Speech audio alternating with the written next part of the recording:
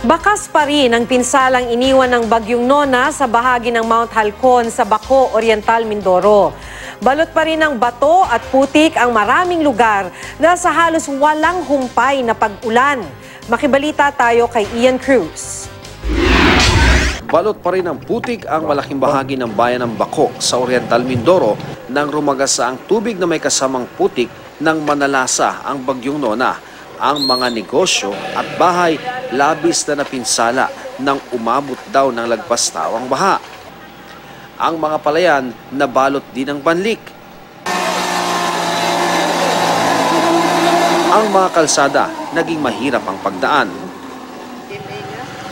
Maraming mga residente ang naghihintay pa rin ng tulong. May makikita ang mga landslide kapag tumingin sa Mount Halcon at mayroon nga raw isang barangay na tila nabura sa mapa. Kinailangan pa naming tumawid ng ilog na lumapad at napuno ngayon ng malalaking bato na rumagasa nung kasagsagan ng bagyo mula bundok. Lahat yan, wala yan dati. Maya-maya pa, narating na namin ang Barangay Bayanan. Tumambad ang dati raw dinarayong komunidad dahil sa magandang tanawin at malinis na ilog, pero ngayon nababalot ng buhangin, lupa at malalaking bato.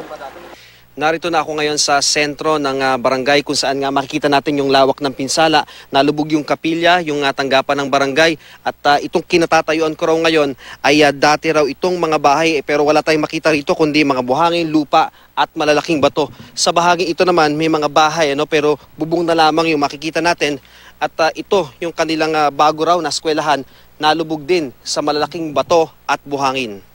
Kulang 100 bahay daw ang nilamon ng gumuhong bato at buhangin mula sa bundok. Sa 2 ilog na nakapaligid sa barangay daw dumaan ang bato, buhangin at lupa na kalaunay tumabon sa komunidad. Mabuti na lang, walang napahamak. Sabi niya, Mama, takbo na tayo, punta na tayo ng bundok. Kaya lahat po ng tao dito, nagkatakbuhan po kami dito sa bundok na ito. Paano kayo nakaligtas? Saan kayo nagpunta? Sa MBS, Saan yun? sa bundok. Sa bundok.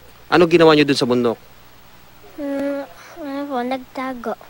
Batid ng mga bata, matatagalan pa bago sila muling magkaroon ng paaralan at palaruan. Kaya naman, Sana po tulungan kami. para Maayos na po. bagamat may iba pang bahay na hindi natabunan sa Barangay Bayanan, hindi na rin muna tumitira roon ang lahat ng pamilya. Lalo't na ibalita raw ng mga kalugar nilang katutubong mangyan na may mga bitak pa sa taas ng bundok. Kaya naman hiling nila, Ang unang-una ko pong hinihiling ay masuri ang aming kabundukan upang malaman namin kung talagang ito po ay posibilidad na gumuho. Ian Cruz, GMA News.